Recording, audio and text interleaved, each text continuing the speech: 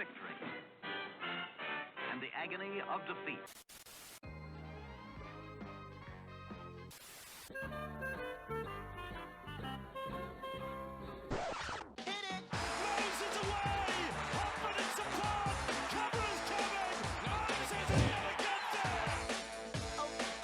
Madison, great ball around the corner, Penasini, he beats them all! Junior Polar out wide, bumped away from Trindle, Sharks coming through, none of them can hold this! Good afternoon, and I imagine good morning and good evening, depending where you're listening and watching to this podcast. I'm your host, John, also known as 4020, bringing to you a preview edition of the Tip Sheet podcast as we enter the penultimate round of the NRL, as well as the final regular rounds of the New South Wales Cup and the Jersey Flegg. NRLW and Harvey Norman Women's Premiership still chugging along, and to break all this down with me is my good mate 60s.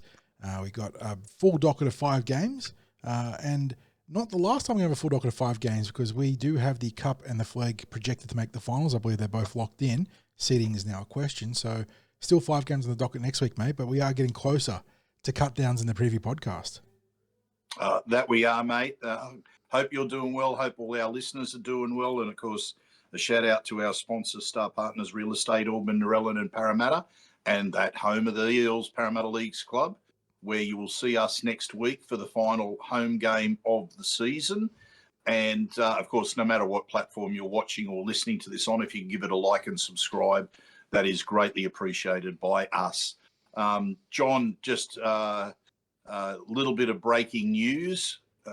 It was announced yesterday that Andrew Hill had resigned from his CEO spot for the PNG NRL franchise and will be taking up a group CEO position with the Panthers.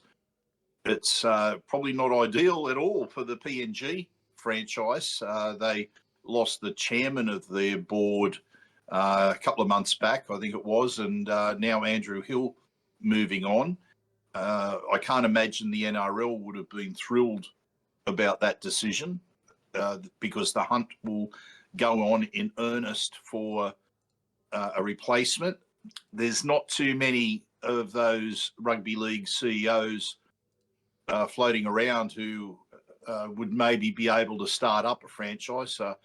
I suggested to you in the green room that maybe our good mate Bernie Gurr would be a likely candidate. Whether he'd be interested in something like that, we don't know. But I would think he'd be ideal in terms of his experience and knowledge of the game and capacity to remain calm under pressure, because it's no doubt going to be a pressure job launching a new franchise in PNG. So we'll see what transpires there, but you can imagine the hunt would have to start in earnest and very, very soon. But yes, as you said, John, we've got a full book of games to get through. So let's kick things off with the Jersey Flegg clash for the Eels, who are travelling down to Melbourne to take on the minor premiers, the Melbourne Storm, who are doing a Penrith. Yes. In the Jersey Flegg. A mass resting of their frontline players in the Jersey Flegg. Yeah, Parramatta Eels on the back of that tough road trip over to, the flight over to New Zealand last week where they lost 26-10, enter this round in 5th, but under no threat of losing their place in the finals. They're 5 points clear of the 6th-place Bulldogs, but they could finish as high. Well, they're not going to finish as high as 2nd because realistically the Panthers for and against is way too high. But with the Panthers and the Raiders playing each other, the Eels would like the Panthers to win in terms of trying to get higher seeding. Sharks take on the Eagles, who are that's a 3v12 matchup there, obviously, with Cronulla being 3rd place. So your most likely outcome in terms of getting a better ladder position here is the Panthers holding off the Raiders. But even then, you're not getting a home venue out of this one, mate, and you're not going to be getting two bites of the cherry. And the other thing too, John, is you've got probably all the Panthers Jersey Flegg players being elevated to New South Wales Cup. Yeah, exactly. So I wouldn't be hanging out on a win in that regard, and I don't think you're going to be finishing inside the. Theoretically you could finish 3rd, I guess. you win by more than 6 points, the Sharks lose by, well, some combination of 6 points between you winning and the Sharks losing, and then the Raiders also losing. But as you alluded to, with the Jersey Flegg players being elevated to the New South Wales Cup because Penrith are resting all their NRL players, you're not counting on that falling your way, which means you're looking at being a sudden death game in round one of the finals, which is fine. It's fine. And the Parramatta Eels they'll get their own reinforcements back next week too, I believe, Craig. They've got a couple of people out due to schoolboy football this week. But they did have some reinforcements coming back this week. And also they're being bolstered this week too by way of people coming back from the New South Wales Cup, people coming back from injury. So let's go through that team list before we look at the actual matchups here against Melbourne. At fullback, Nathan Howard, who made his Flegg debut in the centres last week and has been a primary centre in the SG Ball this year, but prior to that was a fullback, reverting back to his junior position here, taking over at fullback in what has been a very troublesome position for the Parramatta Eels this year. It feels like if you put on that number one, you're not staying healthy or available one way or the other. And hopefully Howard can do a job for the Eels this week against Melbourne. On the wings, it's Larima Rokasuka and Muhammad Alamuddin. Larima's done a pretty good job taking to that wing position there in the Flegg, Craig. And while he's got an error in him, he's got some outrageous football in him too. In the centres, he doesn't die wondering, does he? No, he is very much a rocks or diamonds prospect right now. When the diamonds are on, they glitter really bright. And obviously, if he can get a hold of the lower percentage stuff and the drop ball, he's going to be a real fun prospect to watch develop. But in the centres, we welcome back Tavaka Palu this week. He had a great season up until it was derailed by injuries about 2/3 of the way through the year, and he comes back to work opposite of Antioch Vitala Mariner in the centres. Matthew Hunter and Josh Lynn are the experienced halves pairing. Hunter will have the C next to his name for this one for the Parramatta Eels as well. In the front row, the boys welcome back Tyrese Lakini, one of a couple of boys who dropped back from the New South Wales Cup this week. He takes over at number 8, working alongside Damascus Nemia in the 10. Lachlan Koinakis. Now, this is now being confirmed because there was a bit of Team List Tuesday confusion. Paddy Spence originally named at number 9, but obviously Lachlan Koinakis, with the updated team list, having taken over at the starting dummy half responsibilities, which we figured would probably be the case. In the back row, it's Dom Destratus, Ieti Samuelu, another player to come back from the Cup this week, and Max Popo at lock forward. Making his debut for the Eels, another SG Ball graduate and the dummy half utility on the interchange, it's Wesley Picotti. Well done, Wesley. He had a good year in the SG Ball, Craig. A really handy utility player between not just dummy half, but lock forward and a couple other spots too. Good prospect there. Dom's brother, Rafael Destratus, leads the way on the bench forwards alongside Javan Stevenson-Huller. And Big T, Tiankin Brown, is back in a nice little boost for that bench rotation and a bit more experience for a young pack. Bo Lucian is the 18th man and the only extended player listed this week. So Eels going for pretty straightforward team configuration as they head down to Broadmeadows Stadium or Reserve, Seabrook Reserve at Broadmeadows at 2 o'clock on Saturday to take on the, as we said, the minor Premier Storms, who are resting pretty much their entire team. Yeah, and we saw 3 weeks ago, I should say, that the Eels and the Storm played out a mighty physical game up at Kellyville. I think it was arguably the Eels' best performance of the season up till then, although they then arguably took it a step further in defeating the Sharks the week after. Dismantling Cronulla, yeah. Yeah, but it was because it was against the runaway minor premiers and because it was such a physical battle and a battle where the Eels had to come from behind. The early couple of tries scored against them, and they really, really took it to Melbourne physically. And it was great to see. That was pretty much a full-strength Melbourne team, so you'd have to think that they're going to get the job done against a spare parts Melbourne team this week. Yeah, I tend to agree. Obviously, being a long trip, I imagine I'd be flying down there, but it's still a fair trip down to Melbourne, and just that bit of prep for a airport sort of trip can be a little bit disruptive. That could be a factor, but you'd like to think that the boys are organised enough and on top of things enough that they'll be able to handle a bit of travel there and spin it into a good win. I do have some concerns about the team heading into the finals just because of how unsettled they are at fullback, Craig. It has been outside their control. This is not an issue with Jordan Rankin. This is not an issue with any of the boys that have done the job at fullback, but they've gone through 6 or 7 fullbacks this year. And the hope is that they can get Cameron Bamble back next week, but they won in the Pete Mulholland Cup on the weekend, which puts them through to the final, Patrician Brothers, that is. So I don't know if the Eels in a sudden death Flegg final have the priority in the schoolboy versus the schoolboy cup grand final. I don't know what the balance of things is there, so we'll have to wait and see, and have to hope that the Eels can get there. If it's not Bamwood, who is one of their frontline picks at fullback, they can get someone else back. I don't know. But looking at the team, Tavakapola is a great in, Craig. Getting Tyrese and Yeti back is obviously big as well. Two of their physical, experienced, really talented forwards there, going to help lead the way heading into the finals. And, beyond that, Big T's another huge inclusion. Obviously going to be short on match fitness. He's been out for quite a while now, a couple of months, since I want to say it was like maybe around 14, off the top of my head. I could be way off there, but he's been out for a while. But that is a big boost to the bench there. I look at this one and say it's a backup Melbourne team here. You want to hope that they can get the win. Still going to be a tough gig because of the trip and the fact that Melbourne have got some pretty handy backups. I see a lot of the SG ball players that we took on in that week 2 final, Craig. I see a whole stack of them there, which when we met last time, there's only a couple of them in there, but this time they've got a whole host of them in. There's a Nicholas Stone Street. I wonder if that's related to Samuel, who we saw in the New South Wales Cup not too long ago. Can't be the most common name in the world. No, it can't be. Interesting stuff there. Because we know Frank Howarth is the younger brother of the Melbourne Storm centre there, so there is some familial ties in the NRL already in this team. I don't want to overthink this one. Parramatta Eels go down there, get the job done, mate. I think that off the back of a really disappointing trip to New Zealand last week where they were very understrength, and you don't want to make that excuse that that's the reason why they lost, but between being understrength, playing some bad football, copped a couple of rough calls as well, they were well off the pace, and I'd like to think that they're going to be pretty hungry to back it up and really set the table for a big push into the finals with a good win this week. Yeah, I agree, John. I'm tempted to give a margin here, but I won't because there's too much. There is too much volatility in the flag. It just is.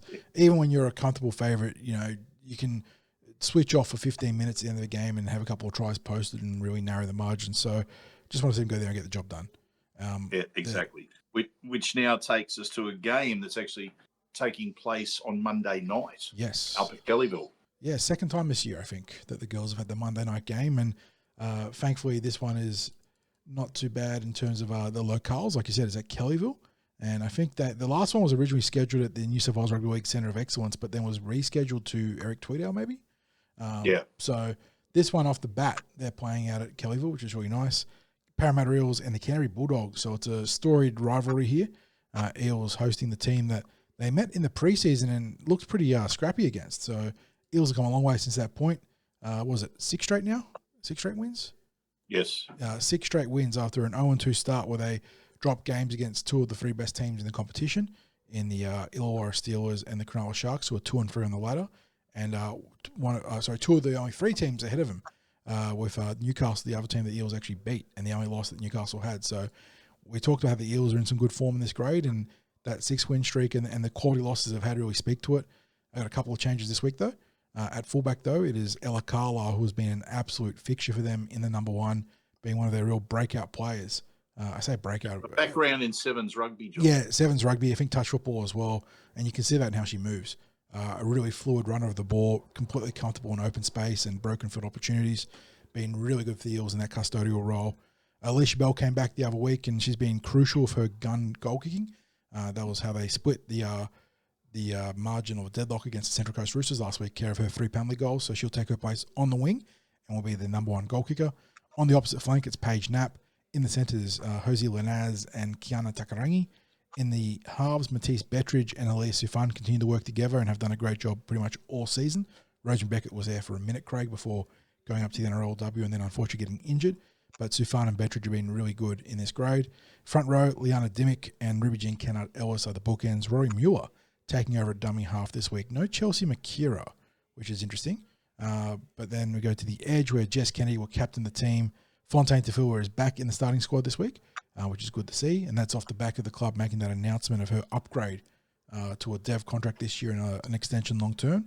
Kalia Gray, another young gun, has taken over at lock forward for a couple of weeks there and done a great job.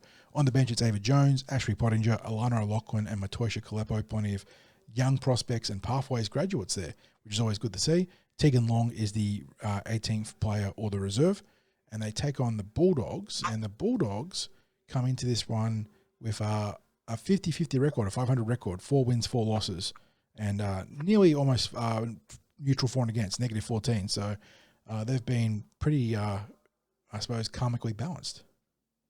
Yeah, John, I think when you're talking about a team that's just coming into the women's side of the game, their first season for their NRLW team, but they've had a lot of imports into their female pathways, done a lot of recruiting in the women's game. As you said, in that trial, they were far too strong for the Eels.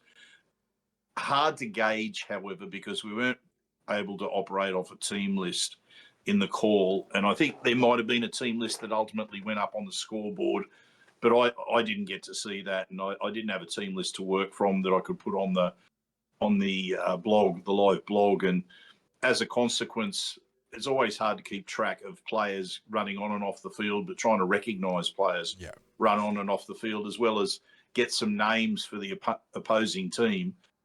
It became very, very challenging to try and get anything out of the trial other than the Bulldogs look strong. We look like we had a way to go in this grade. As it's turned out, it's only taken the Eels a couple of games to get into stride. And whilst they've eked out some narrow wins, the fact is that the Eels have found a way to win this year. And from memory, last year, as a very young team, they missed out on a number of opportunities to ice wins. And I guess it's like the opposite this year, where they found a way to win.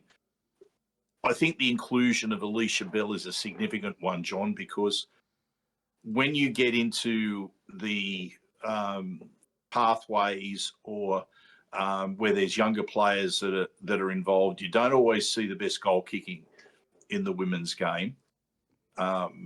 There are some real sharpshooters in the NRLW, but Alicia she'd be one of the have one of the bigger boots that you would see, and certainly in Tasha Gale, she could kick them from the sideline, and I'll never forget the conversion that she had from the sideline against the Steelers, and it was after the final siren.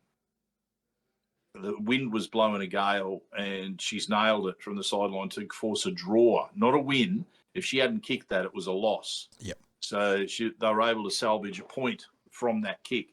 Didn't let the pressure bother her. We've seen her kick from the sidelines in Tasha Gale Cup matches in the past. I remember, again, a very, very windy day up at Kellyville. And somehow she was piloting the ball between the sticks in some of the worst conditions. And I remember the first kick she took from the sideline. I think I turned to someone and said, look, she's hundreds with this. The conditions are just too much here. And she nailed it. And might have been the first time I got to speak to the family, in fact, on that particular day. I know her uncle was cheering like crazy from the sideline that day. But she is a big inclusion. And when we already see last week that the game was won, even though it was 3-2 against them, that like having a sharpshooter there is a big advantage. But we've mentioned some of these players before, the young pathways players that are coming through, especially the forwards. And then, of course, you have Ella Carlisle at fullback. And she's just an excitement machine when she's running that football. And again, we have to say, if you can go back and have a look at the try that she scored against Wenty, out at Eric Tweedle, it was something to behold, because she picked up, the ball was kicked through on the last tackle. She's picked it up probably about 10, 15 metres out from her own line, and then somehow navigated a path between defenders, zigging and zagging and stopping and changing direction, accelerating, and then accelerating some more, and barely was a hand placed on her, despite the fact that she probably beat at least half the team in that run. It was literally almost untouched. So I wonder, John, too, how she's viewed within the club. You'd have to think she'd be viewed as a genuine NRLW prospect. Yep. Because you just don't... that sort of pace, it's a rare commodity. And she's obviously got good spatial awareness, the way you saw her navigate between defenders in that run. So I'm really keen to see how she finishes out this season in the Harvey Normans. I've got to tip the Eels in this one. I'm pretty sure it'll be a close one. Because it's the nature of the beast between the Eels and the Bulldogs and the lower grades, isn't it? That there's going to be really physical and tight, and there's no doubt that the Dogs will be looking at the Eels with that 6-win streak at in the wind in their sails and saying, "No, we can take and we can clip them." So expecting a physical and tight one. I'm giving strong consideration to getting out there on Monday night. It's only about 15, 20 minutes from home, and provided it's not absolutely freezing or blowing a gale, I might just do that. So looking forward to that. John, now brings us to the New South Wales Cup match.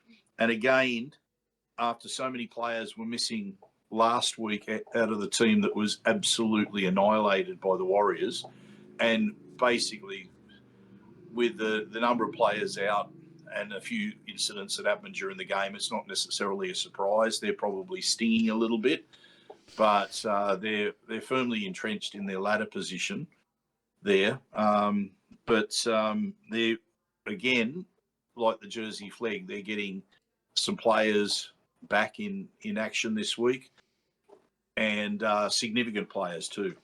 Yeah, this is 3v10 on the ladder, Eels versus the Bears out at North Sydney Oval, 7:30pm kickoff on Saturday night.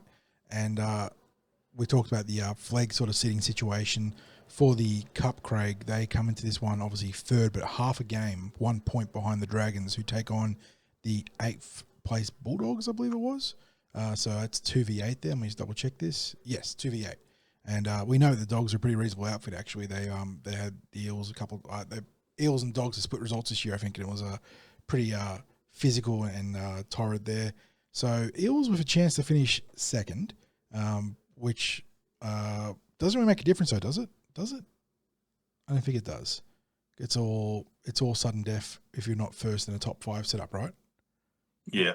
But John, how would you be if you were the Panthers in this grade? They're playing. They're fifth. They're playing the 6th place Raiders. The winner basically will get the unless it's by. There's a 7 points differential and 1 win between the two teams. So unless the loss is by 2 points and maybe 3 points of a tiebreaker, I don't know what the tiebreaker is in that situation. Yeah. There is a very real chance that Ivan Cleary's decision to rest the NRL boys, which again you're chasing NRL premiership, but it could cost the Panthers a spot in the finals in the New South Wales Cup. So pretty interesting stuff there. But for our boys, because that's the one we care about, Eels taking on the Bears, which means they've got a few reinforcements. Starting at fullback, where Arpa Twiddle is back after a week off. I don't know if he was injured or rested, Craig, but he is back. Big one there for the Eels. Bailey Simonson named on the wing. Opposite of Hayes Dunster, Sean Russell and Jake Tungor in the centres. Lorenzo Talatina continues his good run in the Cup. He'll partner Dean Hawkins. No Ronald Volkman still. We have to wait and see what the situation is there. But Dean Hawkins finally back in Reggie's after both being in the NRL and then being held out in reserve for the NRL for quite some time. So that's a big boost there for the New South Wales Cup. In the front row, it's Wiremu Greg and Tony Mattielli. Tony also back this week after being held in reserve for the NRL clash against the Sydney Roosters. Joey Lussick, another player that was held in reserve. He's back in number 9. So you've got a trio of core players there in Hawkins, Mattielli and Lussick all back and having the benefit of being rested a little bit, actually. In the back row, Josiah Funai-Utah gets another start. Very talented young back row there. Dan Keir will captain the team on the edge with Brock Parker shifting from prop to lock this week. Paddy Spencer's been called up into the New South Wales Cup, and that seems all but confirmed now we have the selection of Lachlan Quinarchus in the Jersey Flegg. he's working alongside a very young interchange quartet. Jeez, I was going to say quadruple. That means 4 times, not 4 people. So it's a quartet. Will Lewis, Ryder Talangi, and Naraz Nava. Great to see Ryder retain Craig. Had a tough debut. I say he had a tough. The team he was brought into had a tough debut against the Warriors, but he still had a pretty reasonable hand in a game where the Eels were obviously bleeding a lot of points. He made 31 tackles and missed just the one. Only had a couple of carries because the Eels had no ball, and hopefully gets a chance to actually show his value on both sides of the ball this week against the Bears. And Samuel Luizu, the 18th man. There is some potential for changes in the backline. We'll get to that shortly, but looking at that Bears outfit, a lot of ex-Eels. Ethan Martin, Matt Komalafi, you got Alfie Ogden, Nathaniel Roach, and Tarsi James on the interchange. So a stack of whether recently or some time ago, former Eels that are still kicking around in the New South Wales Cup. And at Parramatta, again, they're guaranteed to play finals football. So getting through this game unscathed is obviously the priority, but using this game as your tune-up and your springboard into that push for the deep run into the finals is obviously the priority this week. Yes, the blonde bombshell, Josiah Funa Iuta, in action this week. I saw the post. Photo. Yeah, I saw the post on socials from yourself there, working alongside Joash there, the blonde bros there. And Josiah's had to spin the punishment wheel. You'd have to think something's going on with that wheel. It has to be weighted. rigged. It's weighted, clearly. Coming in at that hair dye a little bit too frequently to surely be pure chance. So it might be like the old roulette wheel with magnet underneath. Yeah, just something. Like yeah, exactly. Just fixing it. Yeah, because look, he's doing really well to retain his place there. As you said, number of players back in. I'd expect Bailey Simonson to play this week. The interesting one, of course, is Sean Russell. Will he play this? I've seen some speculation on socials today. There's been some gossiping going on about who's going to be playing NRL and New South Wales Cup. As it stands, though, Russell named in the centres in the reserve grade fixture. We talked about we'll have to work from that, but we're not necessarily going to be surprised by. No, we talked about the merits about Dylan Brown being picked ahead of Russell and maybe Brown earning that nod from the coach. And if it turns out it was the opposite and Russell is called back up to the NRL, again, I'm not going to sit here crying. We're not going to be upset. Russell's had a tremendous season and would absolutely warrant a callback to the NRL. Excuse me. But likewise, if Riles does choose to give Dylan essentially his flowers, a chance to make a curtain call across the next 2 weeks, then equally I'm not going to be upset about that one. So for the Cup, though, well, John, we can say like last week the mail was ridiculous about Zach Lomax. When I say ridiculous, I mean it was like just full on about the Zach Lomax. Pretty much every single possible outcome was being discussed prior to kickoff, and everything from he was sick. Injured, rested, and of course, I couldn't reveal it, wouldn't reveal it, that he was rested during the training. So if you were looking at what was happening, you'd probably go, yeah, looks like he is going to be rested, but he wasn't. If you take Lomax out of that game last week, you might have had a very, very close result because he had involvement in all bar the Foxes' intercept try. And I agree. And for whatever other differences are between Brad Arthur and Jason Riles, Brad, he wasn't always like lay down misere of his selections. He did have a bit of smoke and mirrors every now and then. I think that Riles has shown himself to be far more manipulative of the game day roster stuff. Like, I don't use that as a negative. It's not a pejorative there. The fact that he is able to, or wants to shield late changes until an hour before kickoff and maybe try and minimise opposition game planning. And if that is in play here, then we'll have to wait and see until 5 o'clock tomorrow night, right? Where we'll find out in the final team list. Yeah, I think we're expecting Ronnie Volkman to play next week. Just got a bit of a niggle at the moment. So, and the Eels have the luxury of being able to bring Dean Hawkins back, partner him alongside a young tearaway in Lorenzo Talatiner and go to work, which is not a lot of clubs have that sort of depth between experience and young talent to be able to bring in when you lose someone like Ronald Volkman for a few weeks. So nice position to be in for sure. Yeah, and as you said, you've got all those players from the Jersey Flegg that have been elevated for this game, and Paddy Spence. Well, Paddy spent the end of last season getting a few runs in New South Wales Cup as well. So it's not a strange place for him to find himself in New South Wales Cup towards the end of the season. So, John, it was a tight game the last time these two played. It was an Arpa-Twiddle penalty goal after full time. It was the conversion.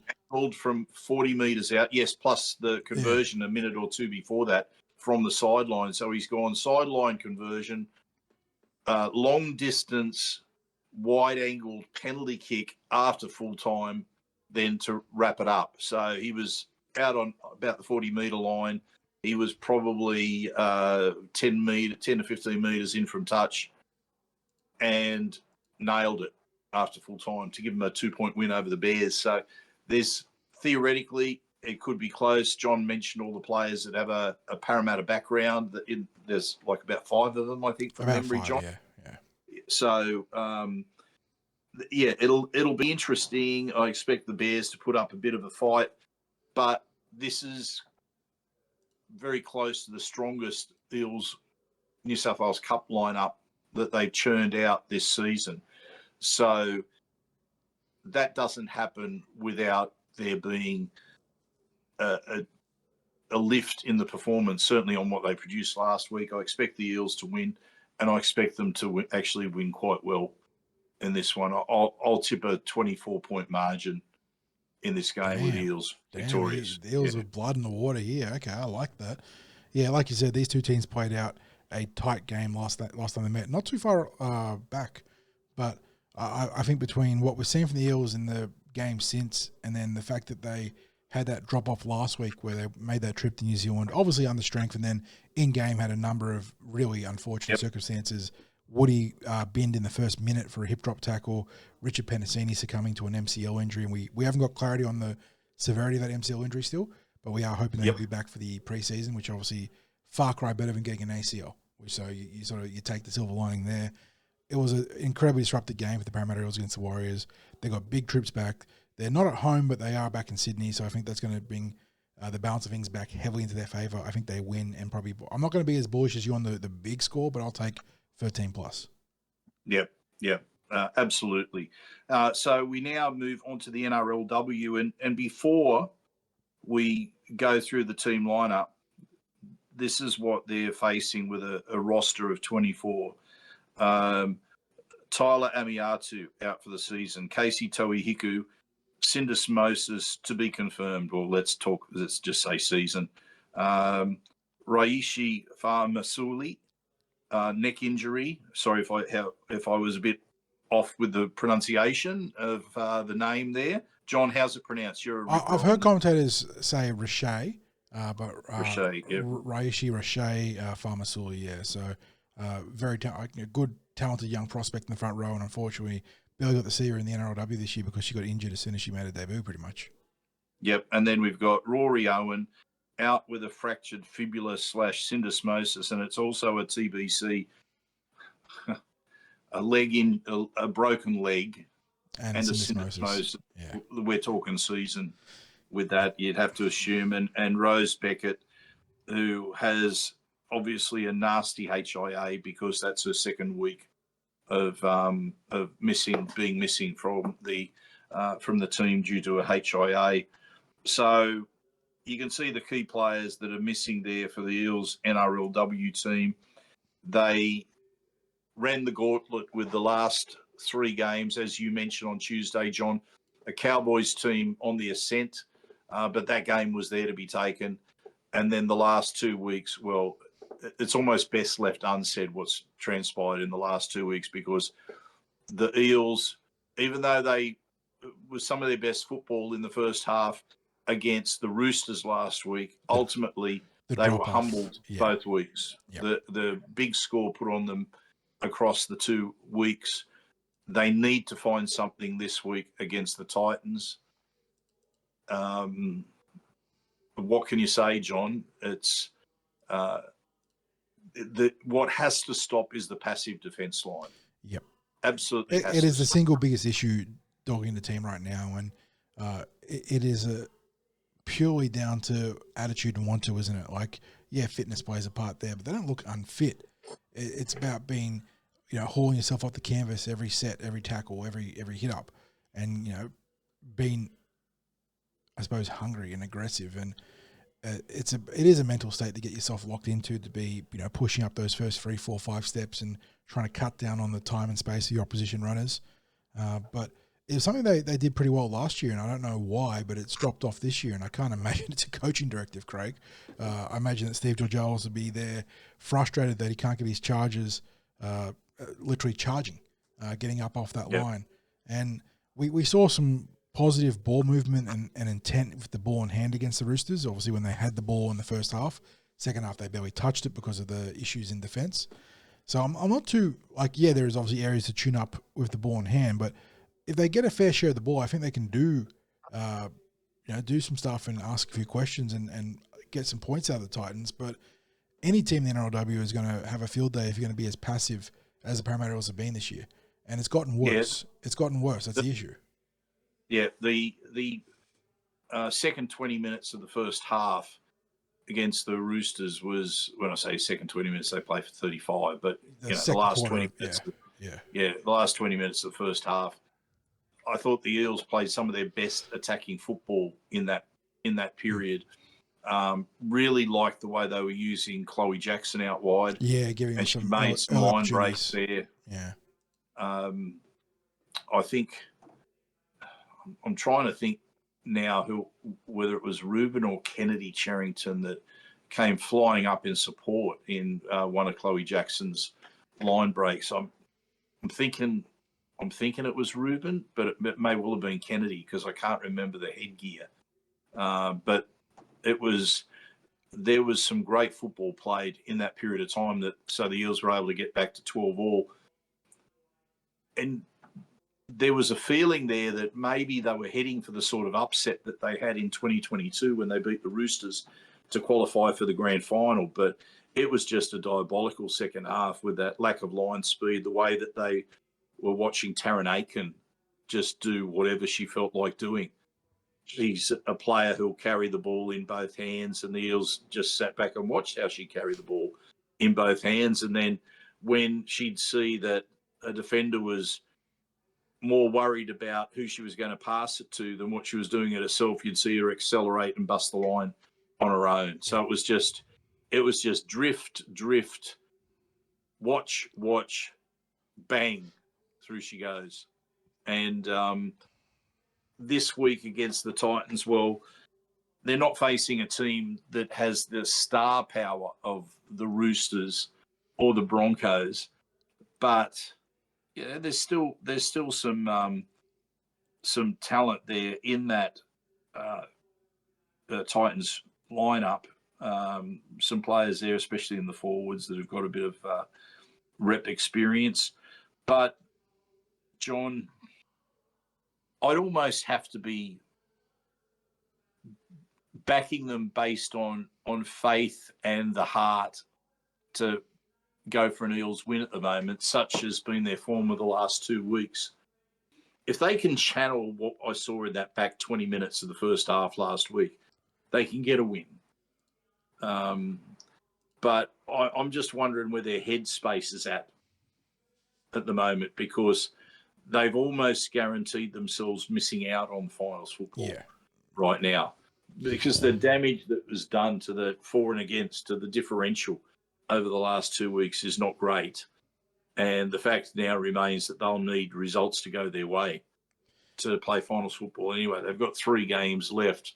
It's not a huge amount. It's like in the NRLW, it's like blink and you miss finals. Yeah, the competition's been expanded, and it's still in that blink and you miss it sort of phase where all it takes is one bad stretch of poor form, and there's literally where the Eels are at. One bad stretch of poor form, and before that they were, win loss.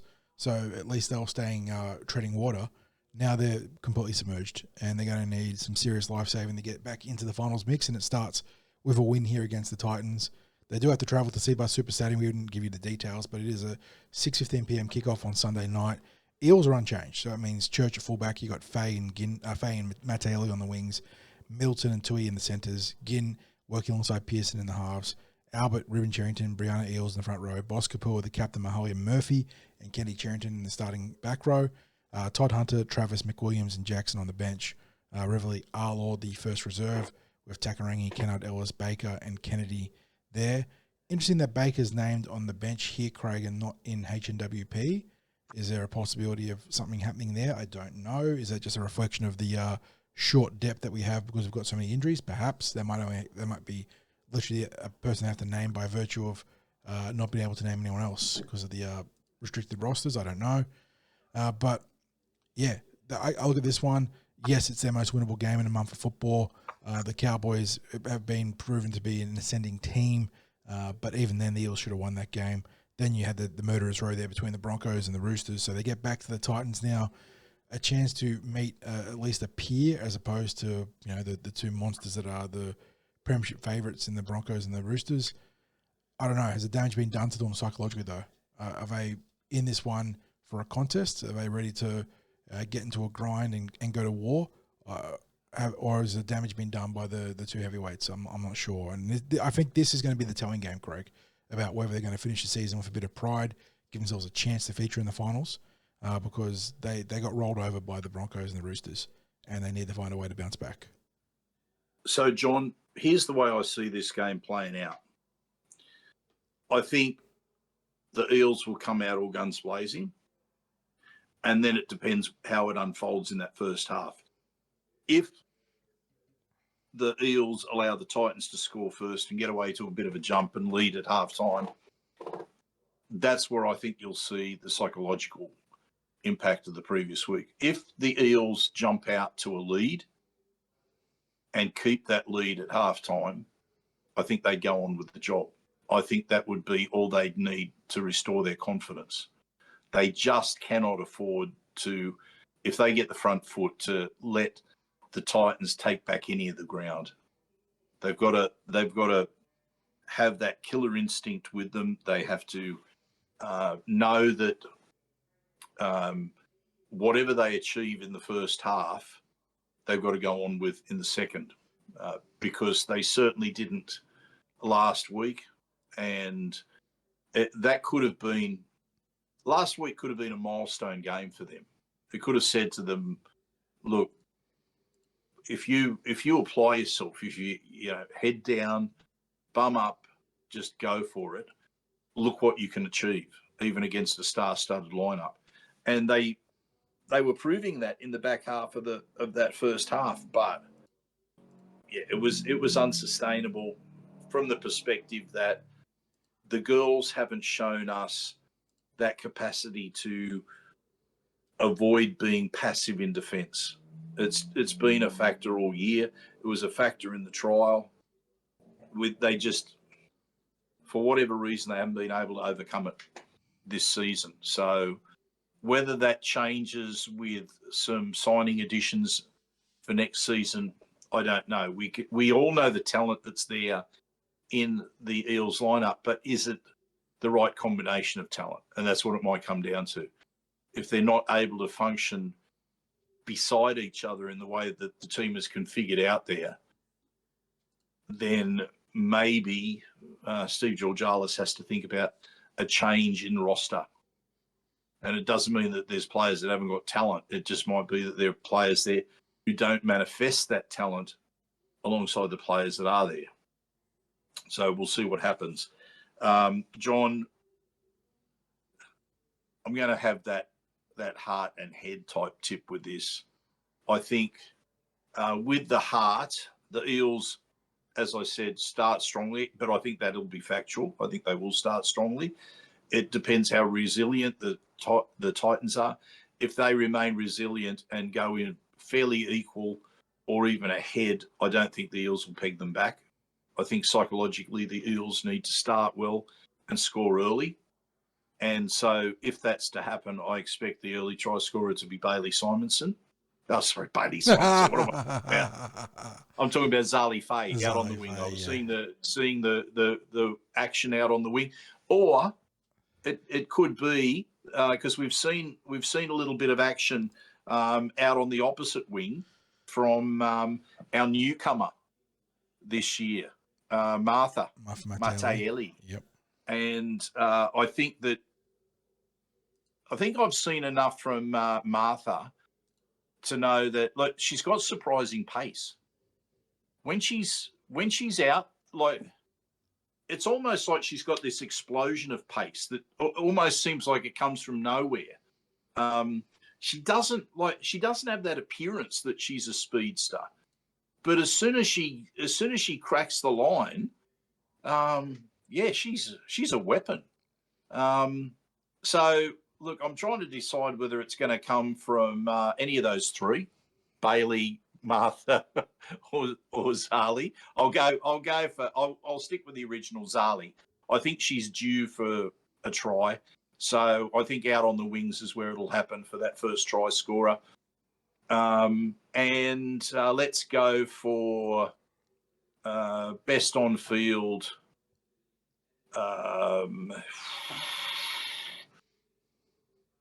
Abby Church. We've got to get a big game from Abby at some point, and maybe a score of something like 28-20 to the Eels.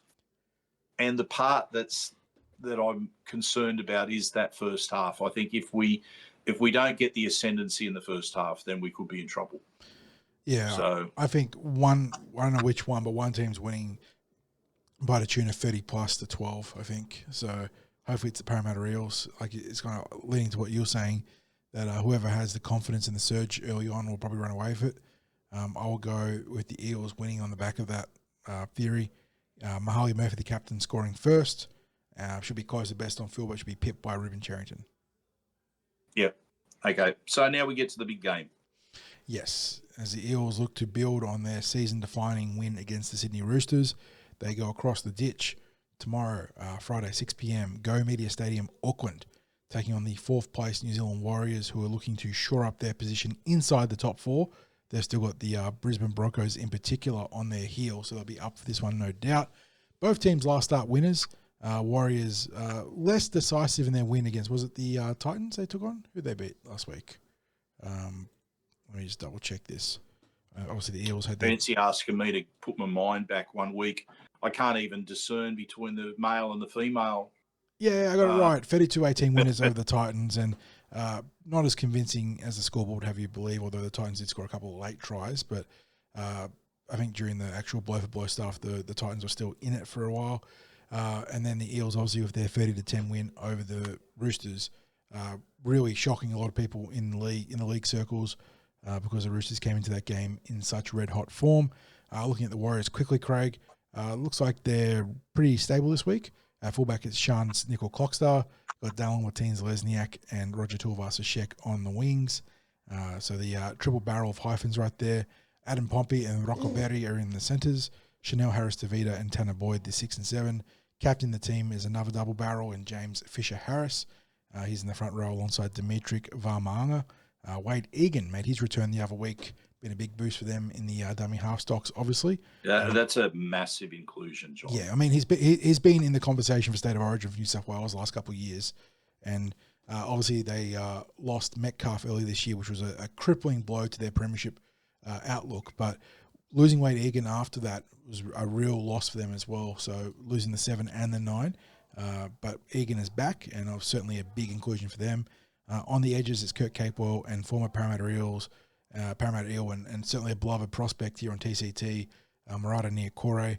We had a lot of fun documenting his journey for the New South Wales Cup into the NRL, Craig, and he's on the rise and really pretty faded first grader these days, isn't he, mate? He's certainly got a strong reputation for being a hard man and a good player.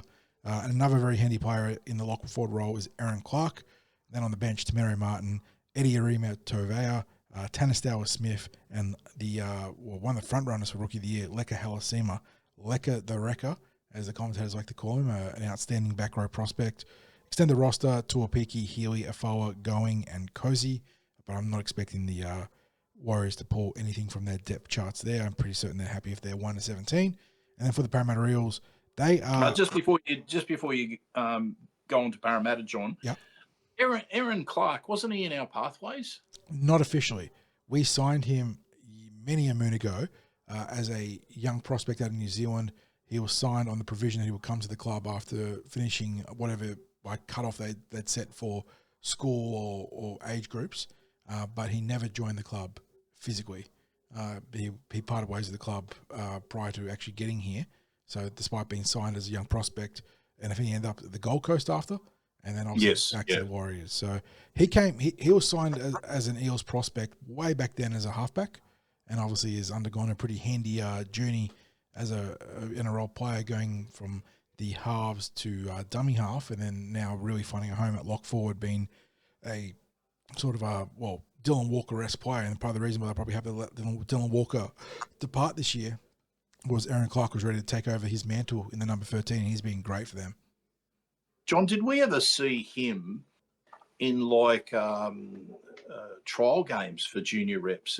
Like when they would bring over players from New Zealand? I don't think he ever put on, I might be mistaken, and someone in the comment section might be able to pull me up, but I'm fairly confident he never actually put on the jersey officially. I think he was signed and then, at least not in any sort of junior reps official capacity. Maybe there was a trial game, but he was never part of the actual program. Unfortunately, split ways with the club, because we're talking about going back quite a few years now. Yes, yeah, that's what I was thinking. I was thinking that must be close to like 8, 9, 10 years ago, something like that. Yeah. So okay, now the Parramatta team. Yeah, technically speaking, unchanged. Although we did have a joke about Charlie Geimer and Matt Dory swapping jerseys this week, but that means that the Eels line up with Azara Yongi at fullback, Zach Lomax and Josh Adokar on the wings. Will Penasini and Dylan Brown named to start in the centres. Obviously, there is that speculation about Sean Russell's potential inclusion, but right now, Dillbag's named number 4. Joash Papali will work alongside his captain, Mitchell Moses, in the halves. Jermaine Hopgood, who was very good last week and has been pretty good in general for about a month now, is in the front row alongside Junior Barlow. Riley Smith, the starting dummy half. Kelma Tuolangi and Jack Williams are on the edges. Dylan Walker, who we just mentioned, being the predecessor of Aaron Clark there, gets that head-to-head matchup this week, starting at lock forward. On the interchange, it's Talon De Silva, Matt Dory, Charlie Geimer, and Jordan Samrani. Extend the roster. Sean Russell is 18th man, with Dean Hawkins, Dan Keir, Tony Mattielli, and Joey Lussick rounding out Jason Riles as extended options. But if there is going to be a change, I imagine it'll probably be Sean Russell, and probably Sean Russell only. Eels, you don't want to hear this one, mate, but Peter Goff got the main whistle. Got the main whistle. Chris Butler in the box. Butler's whatever, he's going to make his calls. But Peter Goff, we've talked about historically how the Eels have a sub 30 win percent, I think it is now, under Goff. Yeah. Tough times there. Warriors, plenty to play for, obviously. And the Eels, they got more than just pride to play for. They're still in the hunt for a double-digit win season. A win against the Warriors puts them on 9, with the final round against the Newcastle Knights at Combank to come afterwards. So they've got a chance at a pretty cool little cutoff metric there, getting 10 wins on the season, a chance to really set a great springboard. Sorry, Scott. That came through crystal clear at this end, John. The sirens. They're coming to get me. Jesus. Yeah, that sounded like it must have been right at your door. I think going down one of the, a couple hundred metres down the road, down one of the main thoroughfares near me. Sorry about that. Something going on. I live in a relatively peaceful place, but every now and then there is some absolute chaos. So you get the odd big bust or fire incident. So clearly something's going on. Eels in the play for 10 wins, which is a fantastic, if they can get there, a fantastic metric for a rookie coach, a transitional roster, and a chance for them to really use it as a springboard, a building block heading into that looming preseason. But it's not going to be easy. Warriors, they've been very good all year, Craig. Obviously, they were fantastic when Luke Metcalf was fit and firing and had them really in the mix for the minor premiership. Since he's gone down, though, they've found a way to keep more than just treading water. They've done a fantastic job under Webster to stay really competitive. They've got a good balance of power and strike some industrious players there. I mentioned Leka Halasima off the bench. He's been awesome as a young prospect there. But, Stower Smith, Aremia Tuiva has been really good in recent weeks. Aaron Clark, Maradoni Akore, awesome as well. They've got a pretty well-balanced team. And, the big issue is they haven't got their front-line playmaker. And we've seen with Parramatta, what happens when you get rid of Mitchell Moses, we'll say get rid of, when out of your hands, Mitchell Moses has been unavailable. It's obviously similar for, maybe not as powerful because Metcalf isn't at the full realisation of his skill set and powers. But Mitchell Moses obviously is, and seeing him being absent for the Eels, it's a real gut punch, and it's been the same for the Warriors. And they've done a great job to stabilise without Metcalf. John, I look at this and I go, if Parramatta plays the same brand of football that they did last week, and there's nothing to say they can't back that up across a couple of weeks, play that high-intensity, fast football, a lot of pressure on the kickers from the Warriors, I think they'd get the job done. However, I'm worried about certain things. And it's wrong for me to say this, but I am worried about the match official, straight out. Yeah. Because I've seen it too much this year, that something that's not liked about it's oil and water, isn't it? The way he signal calls the game, and I get that they're all reffing to the same rules, but there is so much latitude for interpretation and different ways to tempo the game and whatnot. There is something about how Peter Goff interprets the rules that does not work with the Parramatta Eels. It did not work under Brad Arthur, and it did not work under Jason Riles, or hasn't worked under Jason Riles. And it is. Yeah. There's something about the way we play that doesn't sit well, and whether there's something that the Eels have to do to address that, you'd have to assume there is. That's the way we play doesn't sit with how he interprets the game, or whatever the case may be. Are we pushing the bounds with some rules? Whatever the case is, it's the record speaks for itself.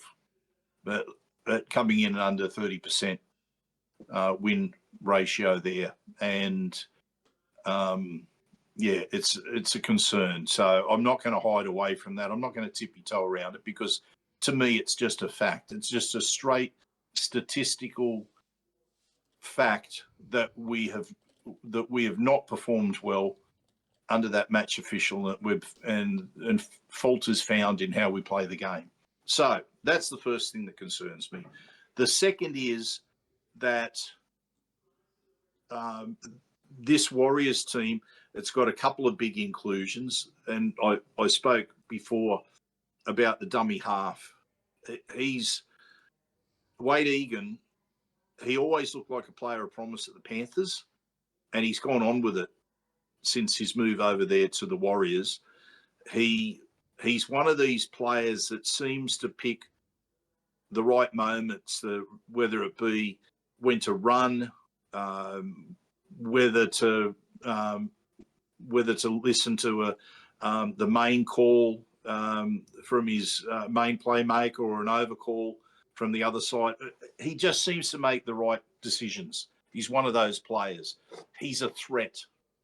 He reads the game well, and I'd much sooner face the Warriors without him there than probably a whole lot of their other players, because if there's been a couple of times with some of the Eels' worst performances this year where teams have got the better of us around the ruck, like just that nipping out and getting behind our ruck has been a bit of a problem.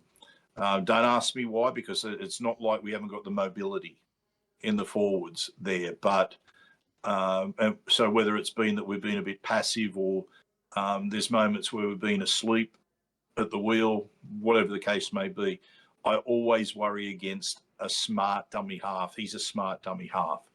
The rest of the team, well, we know what to expect from certain players, but your Tuivasa-Sheck, I don't think he's had a great season, but he's someone who could pull something out of the bag. And we saw last week that Mark Nwanga-Tawasi almost was played the sole hand against the Eels.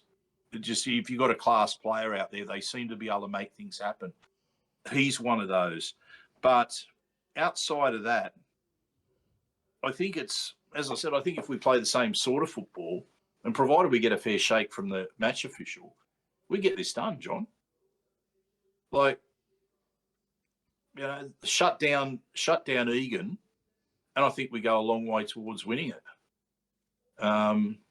Yeah. So can we reproduce something like a 90% completion rate that we did last week? That would be a telling factor, because if the errors end up like they were the previous week, then we'll be pushing shit uphill away from home and with that particular match official in charge. Complete high, nullify the impact of Wade Egan, and play that fast tempo football. I think we get the job done, and I actually think we get it done reasonably comfortably.